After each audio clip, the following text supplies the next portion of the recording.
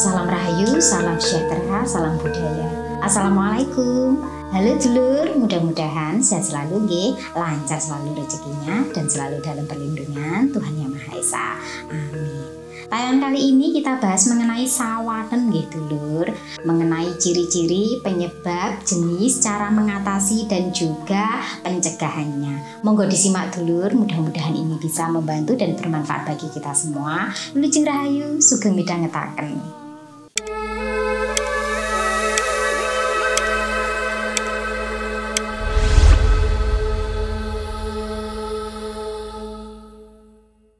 Dulur, jika Anda adalah suku Jawa asli, pastinya tidak asing dengan kata sawanen nggih atau sawan. Sawanen itu sebenarnya apa sih? Sawanen adalah gejala sakit perubahan mendadak tanpa ada penyebabnya yang jelas. Ini bisa dialami oleh bayi, anak-anak, bahkan orang yang sudah berumur sekalipun. Nah, sebenarnya penyebabnya sawanen itu apa sih? Sawanen ini paling sering terjadi pada anak-anak, ibu hamil nggih, yang paling sering. Akan tetapi tidak menutup kemungkinan juga orang yang sudah tua.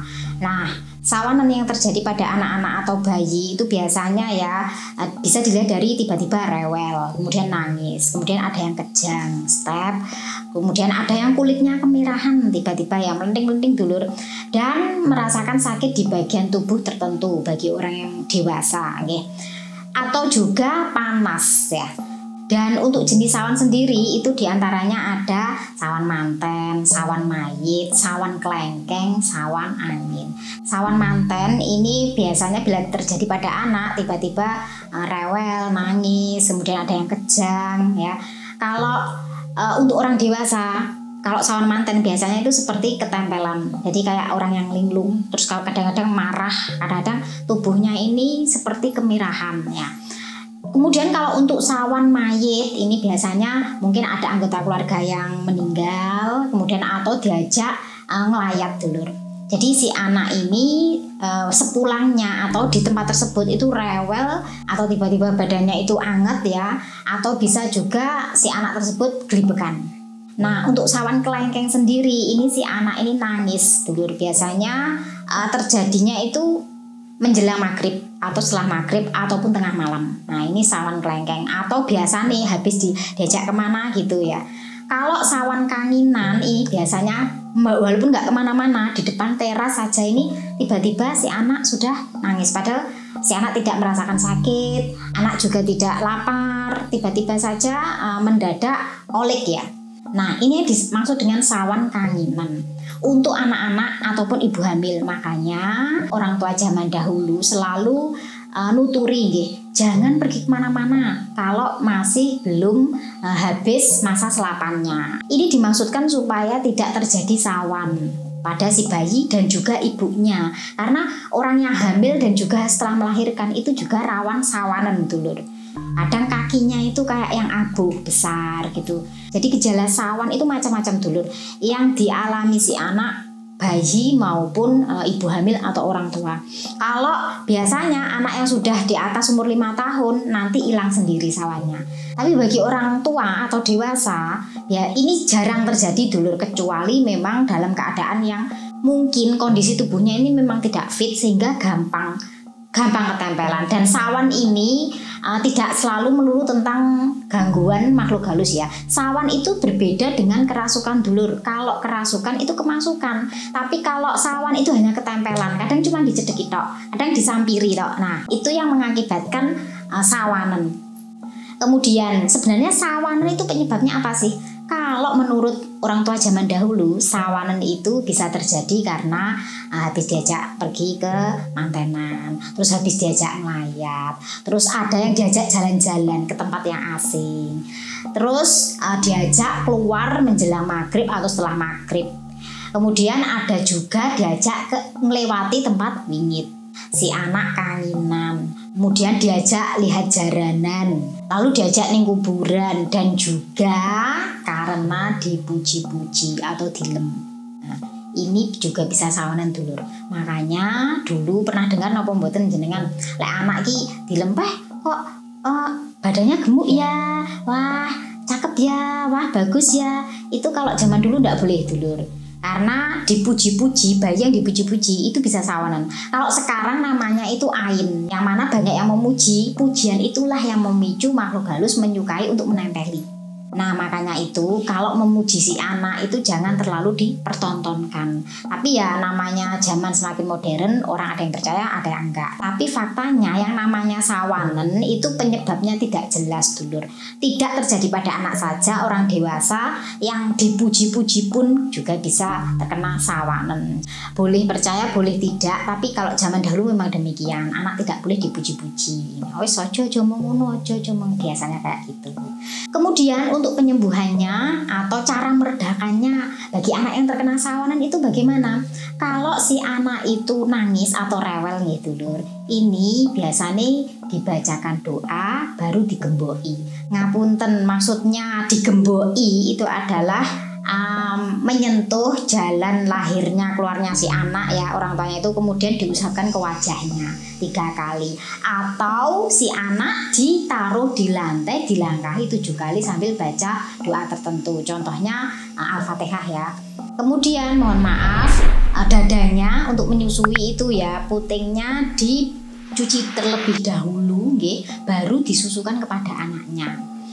Kalau si anak ini keadaannya panas, rewel ya, bahkan si anak ini jingkat-jingkat gini biasanya. Kalau panas ya, bayi yang sering saya lihat adalah sambil matanya ke atas, ini dicarikan daun sangket. Jadi minyak dengan brambang yang digerus itu dibalurkan pada dada, perut, telapak kaki, kemudian punggung dan juga ubun-ubun.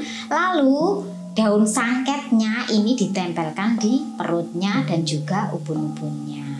Ini kalau cara orang tua zaman dahulu seperti itu dulur. Maklum karena belum ada dokter ya, jadi penanganannya secara tradisional. Kalau zaman sekarang si anak kok gejalanya seperti itu, ya dibawa saja ke medis Tapi kalau misalkan jauh dari mana-mana, tengah malam pula, nah itu bisa dicoba seperti itu. Tapi kalau zaman sekarang daun sangket itu carinya ya agak-agak susah ya, apalagi tinggal di kota. Dan untuk orang dewasa yang terkena sawan itu penanganannya ditenangkan dahulu dulur. Jadi ditenangkan, jangan menanyai sesuatu yang membuat semakin panik. Karena orang sawanan dewasa itu kalau pas linglung ya itu seperti kerasukan, padahal sebenarnya tidak kerasukan. Dia sadar kok, cuma seperti tertahan gitu. Jadi ketika linglung itu ditenangkan dulu, biarkan tenang, baru dikasih air minum, baru didoakan. Tapi kalau kulitnya kemerahan, nah itu kalau zaman dulu itu menggunakan bunga kamboja dulu, ditepuk-tepukkan. Kalau memang sawanan itu bisa hilang dalam 2 atau 3 hari. Tapi kalau tidak berarti itu penyakit bukan sawan.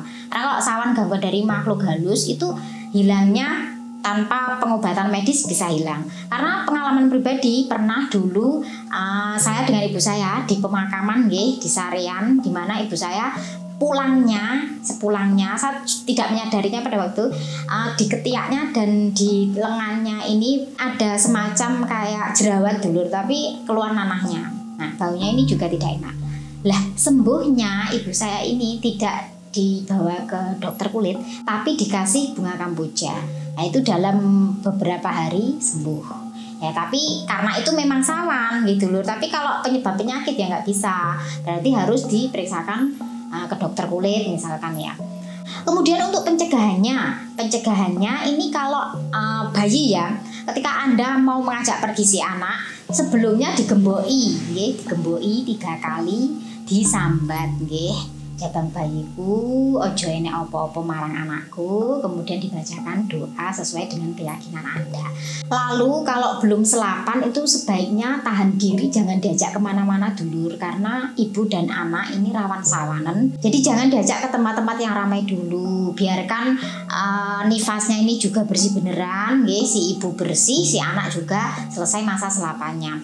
Dan kalau misalkan diajak ke tempat mantenan, nah itu biasanya dimintakan bedae dari yang dipakai untuk merias mantennya. Nanti diser-serki nek kendingi. sedikit gitu. Biasanya seperti itu ya kalau untuk bayi. Kemudian kalau misalkan umur setahun 2 tahun gitu nggih, diajak nonton jaranan misalkan, nah itu biasanya dimintai kembangnya untuk dipercikan ke keningnya. Kemudian kalau terpaksa diajak ngelayat misalkan ya, itu juga gitu dimintakan bunganya supaya si anak tadi tidak sawanan ketika pulang.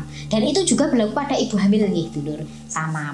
Kalau orang tua biasanya jarang ya yang namanya sawanan, karena sawanan kan paling sering terjadi pada si anak dan ibu yang habis melahirkan ataupun hamil. Kalau orang tua kok sawanan, itu penanganan biasanya cukup dengan air putih yang dibacakan doa, kemudian nanti disuruh membersihkan diri. Kok berkelanjutan, nah itu baru membutuhkan penanganan tertentu nggih. Berarti wis pada level yang ingin masuk ke dalam tubuh, wis gak nempel maneh. Nah demikian dulur yang bisa saya sampaikan, mudah-mudahan ini bermanfaat berdasarkan pengalaman pribadi saya sendiri yang pernah mengalami dan juga banyak melihat anak-anak kecil yang dulu sawanan dan mbah saya yang nambani, jadi saya tahu oh sawanan itu seperti itu. Mudah-mudahan ini bisa membantu dan saya mohon maaf apabila ada kekurangan dalam penjelasan saya. Saya Fitrika, salam rahayu, wassalamualaikum warahmatullahi wabarakatuh.